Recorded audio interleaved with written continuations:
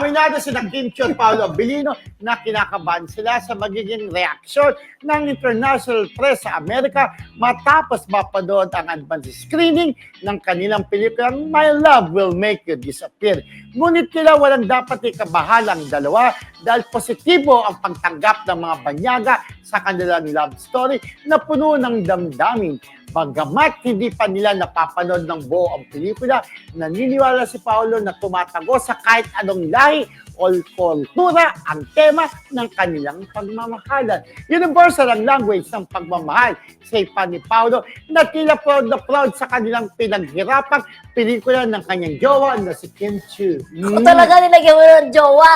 Diba? Sabi nga ni Papa Oji Diaz, mag-jowa na. May something source, na. May Yeah. something Medyo na. kinabahan sila kasi hindi lang Filipino kundi ipinakita sa international press nga yung advance nga nung pelikula na yun, yung advance screening ng pelikula nila. Meron daw Puerto Rican, may mga Brazilian, may mga Mexican. So, syempre, di ba, kinakabahan sila kung ano magiging pagtanggap dun sa movie. But, Pero ang ganda daw ng review. Ang ganda ng review kaya Ang syempre ganda ng tuwa review sila, nila. no? Oo. Yung Tama nga naman. pinaghirapan At saka nila. tama si Paolo. Ang love, ang pag-ibig, Yes. walang pinipiling lahi yan. Yes, it's a universal Correct. Universal language. language. At magkakaintindihan, lalo na pag puso po ang pinaira. At sabi marami nga- daw ang kinilig, ha? No gender, sa Oo. love din pala, di ba? May sinasabing no gender, anits? No Love gender. knows no gender. Ano? Love knows no boundaries, love knows no gender.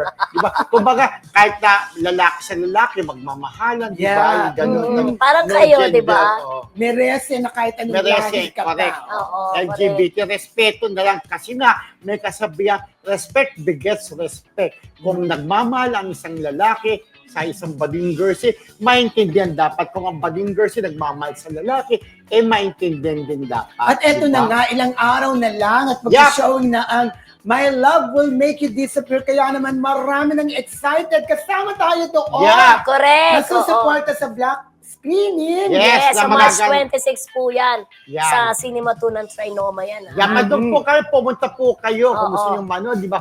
Pero, eto na nga, Oo. di ba? Siyempre, kahit pa paano may pressure sa dalawa, di ba? Yes. Pero naniniwala ako na blockbuster talaga. For sure yan. At eto na, bumalik na pala from Los Angeles ang Kim Pao, di ba? Oo nga, nabalita natin nung nakaraan. Pagod na sila, di ba? Kakaiikot. Pero, kailangan din talaga nilang gawin yun. Kailangan talagang tumutok sa pagpopromote ng pelikula kasi make or break sila, di ba? Oo, at saka nakakatuwa, ha? Mm. Yung mga fanay talaga sobrang yaman nila, ha? Meron lang naman nagpaano yung LED billboard ba? Oo. Na nagbayad Parang talaga. ano? Nagbayad talaga ng hanggang ngayon, hanggang sa mai-showing yung pelikula for 30 days ata. Ang presyo daw noon is 150,000 isa. So, tatlo daw ang Saan pinagawa yun nila. located? Tatlo raw, hindi ko na Ay, hindi tanong. mo- Para Tatlo makita raw. yung trailer, So, no? 450,000.